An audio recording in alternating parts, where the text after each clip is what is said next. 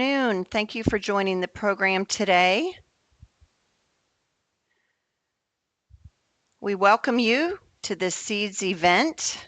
I am Connie Braden. I will provide technical support for today's event. If you run into trouble, please use the chat feature to contact me directly. And please use your thumbs up reaction to let us know that you can hear. Before we get started, I'd like to go over a few housekeeping notes. Today's event is being recorded. Please note that your microphone was muted by default when you logged in. However, you are encouraged to type comments and questions into the chat. All questions asked will be answered at the end of the event. Live captioning is enabled in Teams. You can click the three dots at the top of the screen, then click on Language and Speech, select Turn Live Captions On, then select English and click Confirm. Finally, your feedback is very important to us. At the conclusion of today's event, a link to a brief survey will appear. We would really love to hear what you think so we can continue to improve and update this series. At this time, we would like to introduce our speaker, Ms. Simone Conforto. We are very honored that you are with us today, Ms. Conforto. The floor is yours.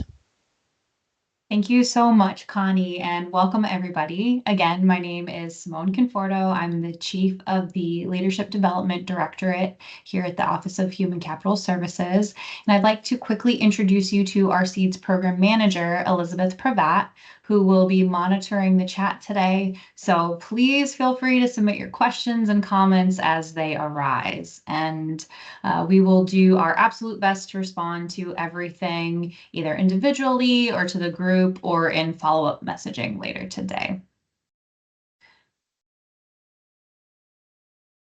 All right, so today's lesson is going to cover the objectives that you see here on the screen. And when we're going over this today, I just think it's really important to keep in mind that a growth mindset and a passion for learning is crucial for driving development, not only for yourself, but also for your team.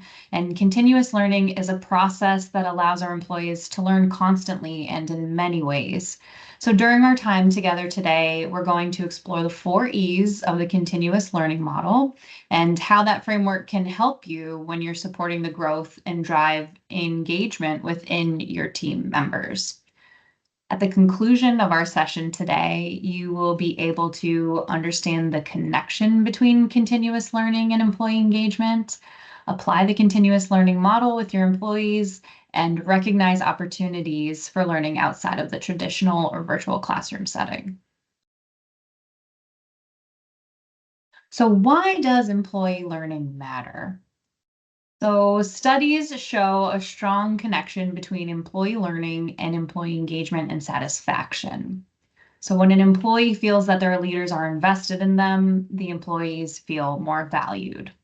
So I really like the findings that we see here, some of these studies on the slide. First, it shows that professional development empowers employees with new skills and knowledge, and this helps them to perform better, boost morale, and creates a more engaging environment. And that was done through a study in Wharton. Wharton studies also showed that companies do benefit from a more skilled workforce, which increases employee satisfaction, and then there's less turnover. And then we have a couple of facts from the Harvard Business Review, which show that opportunities for development become the second most important factor in workplace happiness after the nature of the work itself. So really just driving home how important that development is, and that learning has been accepted as an economic imperative. And 80% of CEOs now believe that the need for new skills is their biggest business challenge. So, as supervisors, what I hope you'll take away from today's content is a framework for opening your employees to the world of continuous learning. And by encouraging them to lean into a variety of learning opportunities, you'll in turn support their engagement and satisfaction here in the workplace. How do we find continuous learning? So as the slide states, continuous learning is structuring resources, expectations, and learning culture in such a way as to encourage employees to learn continuously throughout their tenure within an organization. And what I really love about this definition is that the emphasis is on the actions of leadership, right? So we have that structure, the expectations, and the culture. So it really does emphasize that the process of continuous learning really does begin with us, the leaders. So on this slide, we have the Burson continuous learning model, and this is really the crux of today's session. And this model demonstrates that learning can take place in a variety of settings. You can see the 4 settings here are education, exposure, environment, and experience. And together with the fact that an individual has multiple layers of learning needs. And so individuals at any given time could have either immediate needs, intermediate needs, or transitional needs. And what I really like about this model is that it demonstrates that there's an intersection of those 4 E's, which we will go into detail about momentarily, and the concentric timeline circles. So regardless of where our employees are at in their continuous learning and development journey, these learning opportunities can be found and further can be beneficial within one of these 4 E's. And it doesn't necessarily mean one is better than the other, but that they can all intersect and be beneficial.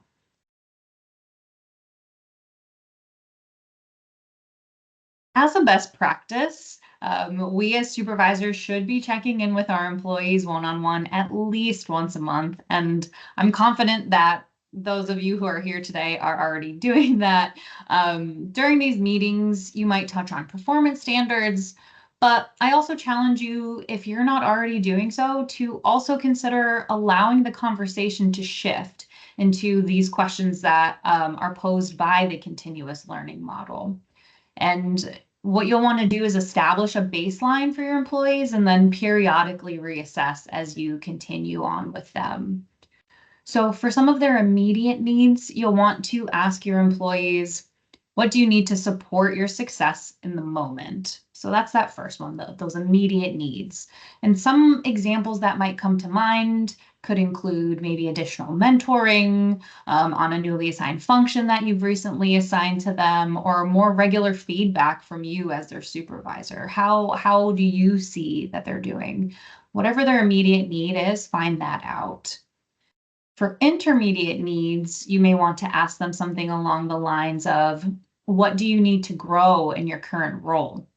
And I think that's really important because growth in their current role is essentially a stepping stone to their next career move. And as a part of this question, you're likely going to touch on the employee's career goals as well, which takes us to the next one. But by knowing where the employee would like to take their career, you can, as their supervisor, support growing their skills in that direction while they're still in their current role, which is really important. And then lastly, for those transitional needs, you'll want to ask them, what do you need to grow your career? And so this could be something like a stretch assignment or detail opportunities, or even participation in leadership development programs, such as the ones that we offer, like LEAD, LEAP, or ADDP. So these are just some questions to keep in mind as you meet with your employees on a regular basis to kind of help gauge what they need now, but also what they'll need as they continue their journey here. So now we're going to transition into the 4 E's of our continuous learning model. The 4 E's describes paradigms or contexts in which employees and people learn. Not all learning happens or should happen within the walls of a classroom. And we're going to kind of take a look at that here. So the 4 E's are education, experience, exposure, and environment. So if you take a look at the visual on the screen, you'll see that there are some examples that fall into multiple categories. As employees engage in these activities, you'll want to remind them that their activities are in service to their own learning and growth, and that it's imperative that they're really fully engaged as they, continue along and move through these different activities. So encourage them to continue learning, which, as you remember, it will drive their engagement and their satisfaction at work. So first, our first E, education. This encompasses elements that we often think about in the context of learning and development. For example, classroom training, e-learning, simulations, right? So we know our TMS trainings, we have some in-person training that we offer to folks. That's the traditional education elements. And these elements generally have a defined beginning and a defined end. They're often seen as learning events, and they're easily trackable. So while learning and development departments are generally comfortable with this area of learning, it is crucial to look at these elements as only one piece of the larger puzzle when it comes to continuous learning and professional development. So our second E is experience. And the learning elements that fall into this category generally occur in the workplace. So, right, on the job training, right? That's what we think about when we think of experience. So again, some examples could be those stretch assignments, different job rotations, special projects, things like that. That is your experiential element. Our next one is exposure. And the learning elements in this category typically involve interaction and relationships. I particularly really like this, the third E, the exposure. This category of learning really does help our employees to develop by building connections through professional conferences and organizations, volunteer assignments in the community or communities of practice, and coaching and mentoring activities. I know a couple months back, we did have a seed session on mentoring, which was fantastic. And I highly encourage you to take a look at that one if you weren't able to attend, because mentoring is such a huge, huge part of how, leaders and employees alike develop. So highly, highly recommend that. And then last but certainly not least, our fourth E is environment. And this category encompasses the tools and the systems that employees use on the job to learn or to support them in their work.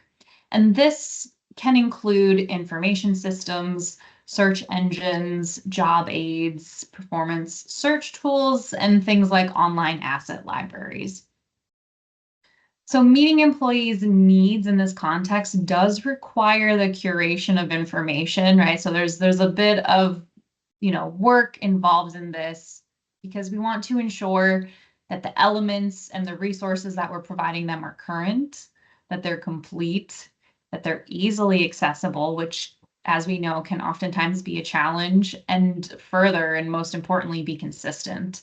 And just as important, it does require a deep understanding of the intended audience of those resources and where the learners are going to perform their job function.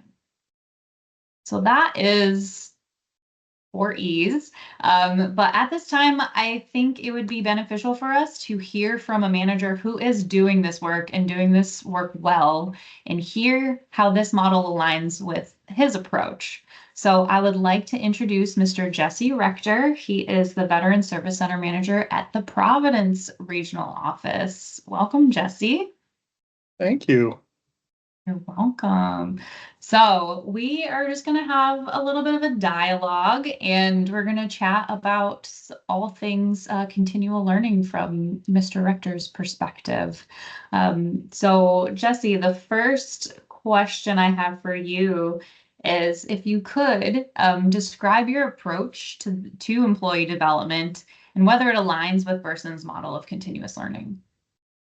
Hey, so first, thanks for having me. I'm excited to do this. I think I've seen a lot of the people in the meeting I've been in classes with, or I've given classes to, so glad to see you guys. I usually take a two-pronged approach. It needs to be a team approach, and there needs to be some mentoring involved. when I say team approach, it seems simple, but you spoke a lot earlier about the employee tells you what they need. I think it's really important also, though, for you to tell them what they need. Sometimes we don't know what our weaknesses are, what those areas to grow are. Um, it's important to build trust. It doesn't matter how much I try to tell somebody, here's something you could do, or tell me what you really feel. If they don't have that trust in me, they're definitely not going to do it. It's not going to be as beneficial of a relationship, I should say. Uh, I tell this story a lot, but my very first promotion with VA, I was somebody who, when I came in, I was an education claims processor. I would have absolutely thought I was going to retire as a claims processor, maybe an authorizer at best. I got my first promotion a couple years into the agency, and they sat me down and they said, "You're doing a great job. You're one of our best claims examiners. If you ever want another promotion, you need to stop being such a jerk."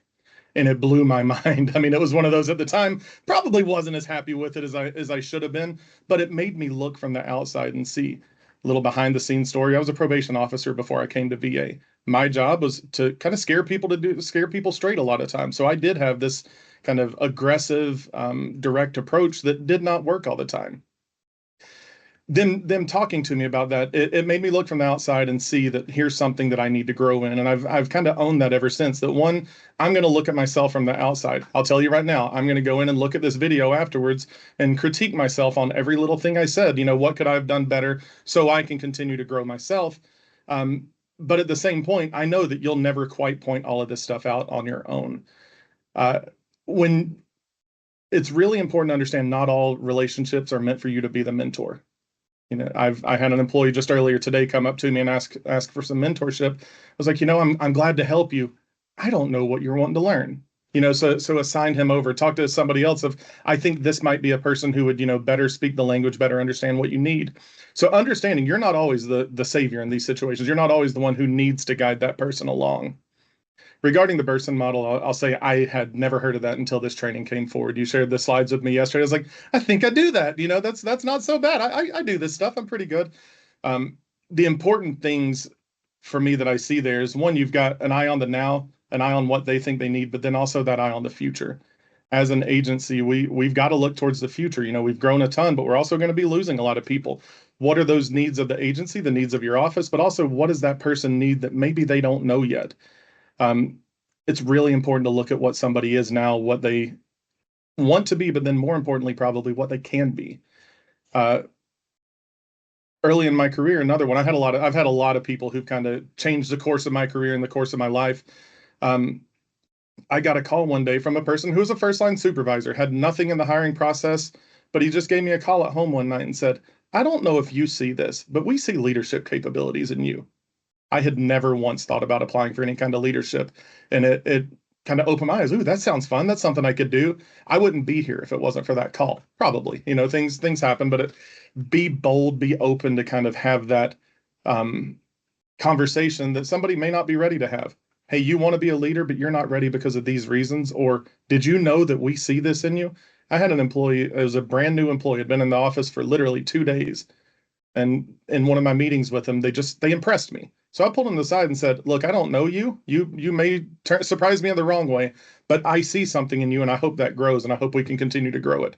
Being bold is what I mean when I say that. That's what I mean by being bold. I love that. Thank you so much. So much of that resonates. And I think a lot of us in these positions can agree with a lot of what you said. Building trust really is the foundation of any successful team and any working relationship between teammates, but also between a leader and their employees. And then also not always being the savior is so true. We can't be everything to everyone, and being able to have that trust allows you to point them in the right direction, and they know that you're doing it for them and not just because Right. you don't feel Recognizing comfortable you have doing an that. ego. Yeah, Recognizing you have an ego, exactly. and being willing to defer. Or sometimes you just don't have time. There are those Yeah, situations where, you're a little overworked at the moment as it is. If somebody comes up and you just feel the need to say, "Yeah, I'm here to help." Well, sometimes helping is saying, "I'm not the one, but I know somebody who might be able to help." exactly. That's perfect. I love that. And being bold and being open and honest with them. You just that's the only way to have them truly go in the right direction, right? If you can't have those conversations, whether it's those crucial, tough conversations or the ones that really kind of inspire them to keep pushing, which hopefully they both do in some some form or another. You just never know. And that also resonated with me so much too. And I think a lot of us can agree to that. Like if it wasn't for someone tapping us on the shoulder and saying, hey, I see your potential, a lot of us probably would just be doing what we started doing. Sometimes you need that little push. So I love that. Thank you for sharing that.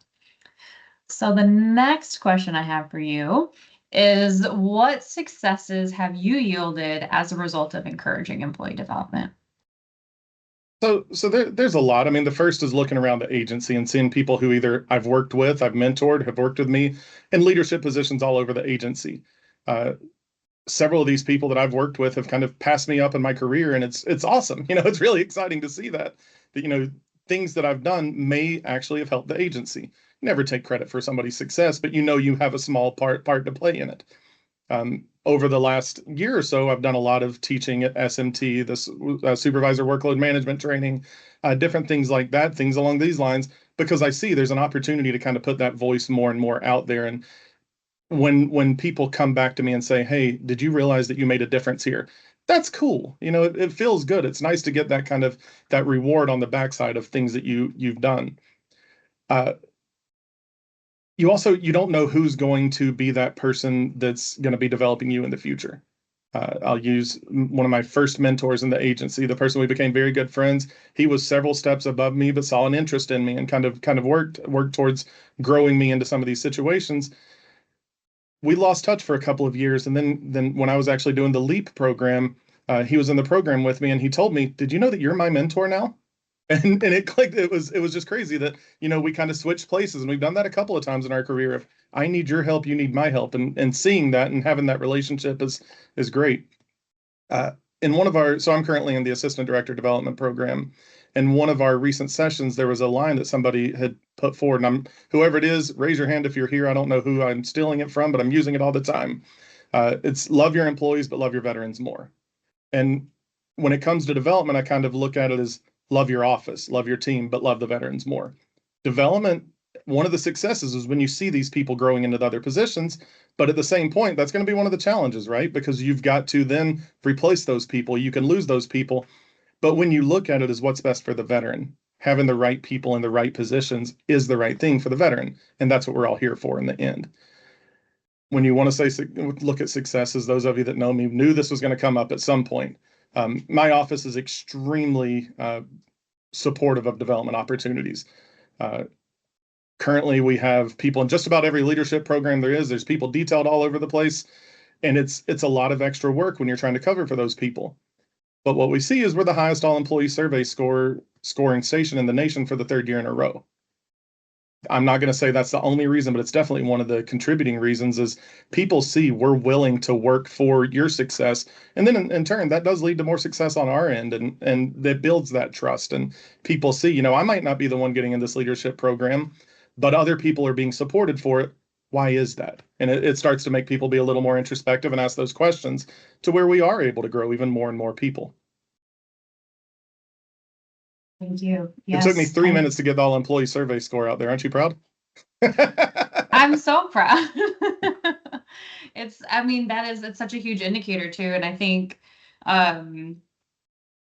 we all look to that, right? The all employee survey speaks to, again, going back to that, the employee experience and the satisfaction and overall feeling of their work and workload. And you can tell it speaks volumes when you're constantly up there, the top three or the top, what did you say? You're the top RO for the last 3 years in a row. There you go. I mean, that has to tie back to how vested you are in your employees and how you take care of them and ensure that they're developing the way that they need.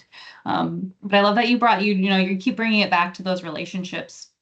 You just never know whose path you're going to cross and build that trust with and work together to develop each other, which is so important. And loving the veteran with the more. relationships, Yeah. sorry to step on your toes, Simone. Oh, With the no, sorry. relationships, I'll share two quick stories about that. Both. So for about 4 years, I worked in Germany with VA. During that time, there was two. I mean, I met a lot of people, but two people I met. One, I won't share the person's name, but when I was working at a military hospital, and when I came on board, there was training that you needed to do. This training, they said, well, if you're in this group, you need 4 hours of training. If you're in this group, you need 2 days worth of training. So I asked the person running it, hey, which one do I do? He just looked at me and said, if you don't know, then you're staying for 2 days. Okay, I'm new there. I did what I was supposed to do. I stayed there 2 days. And when I got done, I went to get my certificate, and the lady goes, oh, I don't know why you were here. You only needed to be here for 4 hours. All right, that person's name, he burned a place into my brain. I remembered him moving forward. Uh, well, I worked with the WarTac program when I was overseas. Created a couple of different classes there when I was in Germany. Guess who applied for a position in that WarTac program? That same guy. And he got in, and he's, to all knowledge I've got, he's a good employee now, and this has been several years. But I told him at that point, this is a very small agency.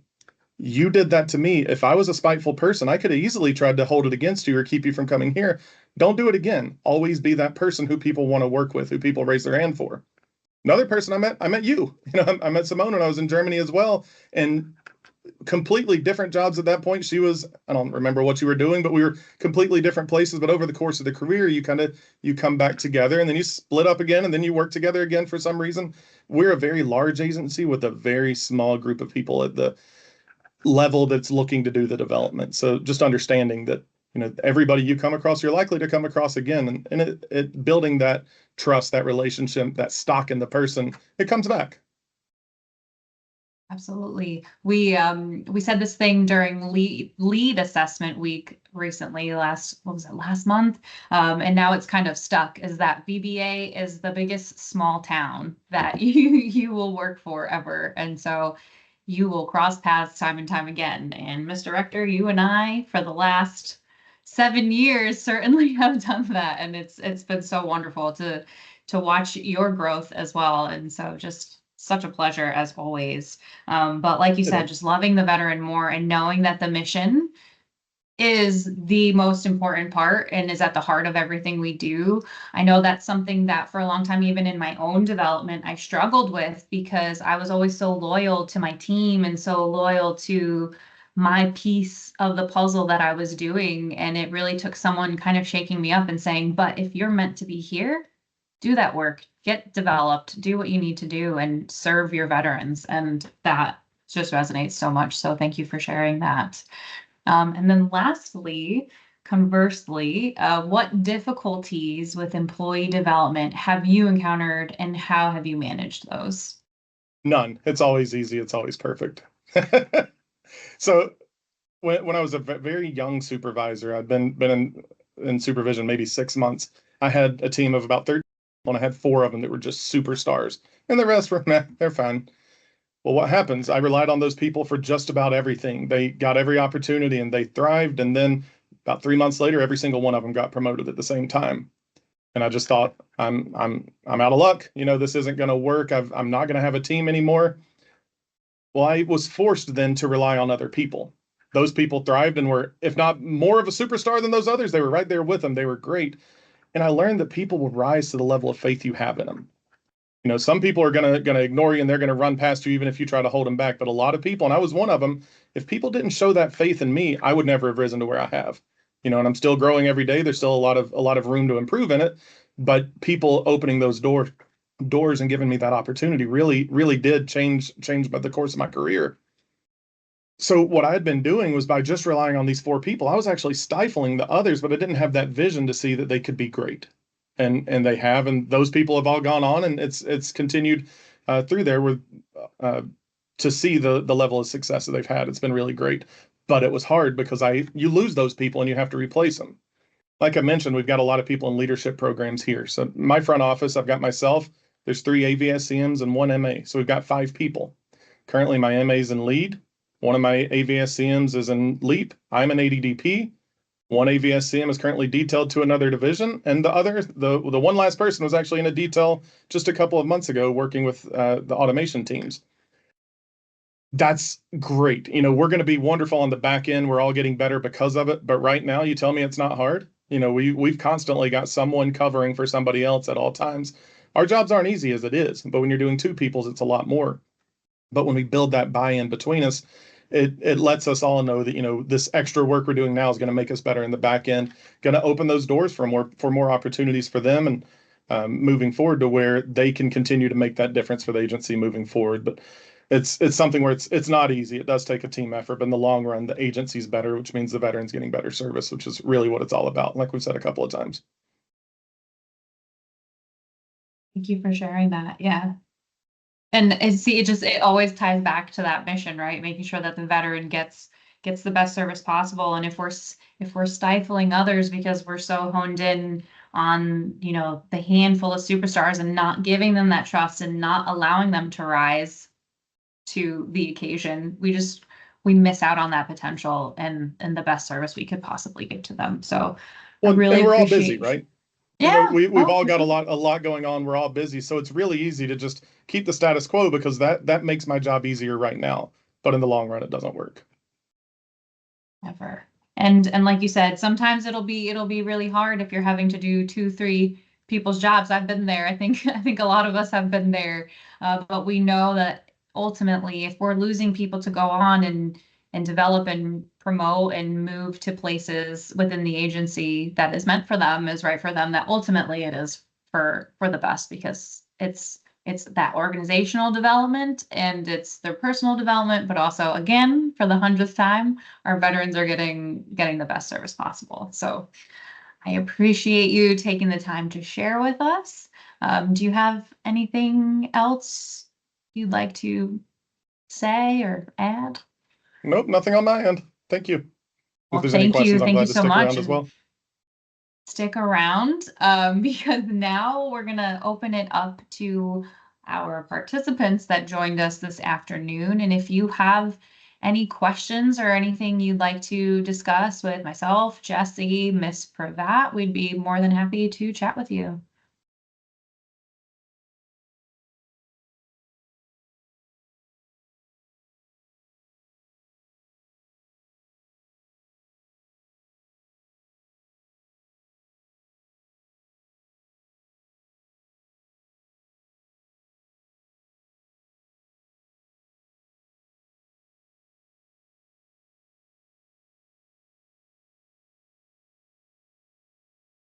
Sounds like that's a no. Thank you for having me.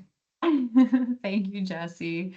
Well, if anybody thinks of anything, please do not be shy. This is what we are here for. But of course, I know it can be a lot of information to process. I hope you take the time to look over the framework that we went over, the 4 E's and the different, you know, timelines of learning and when we should be chatting with them, which is constantly, but checking in with them to see if their needs have shifted or changed, or, you know, if there's anything that you see that they need. Please feel free to reach out to myself, Ms. Pravat, Mr. Rector, at any point if anything comes up that you're curious about. But I really appreciate you taking some time this afternoon. I know you're all busy leading the charge here in VBA, so I appreciate you spending your afternoon with us.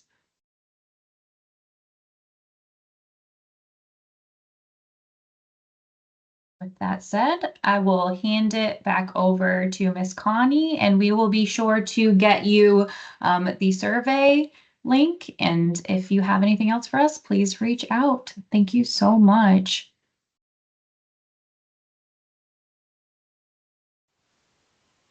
All right. Thank you so much, Ms. Ms. Conforto. I am so sorry. Okay. Appreciate the amazing information. That concludes today's session. I am posting the link in the chat for you. But that concludes today's session. Thank you, everyone, for joining.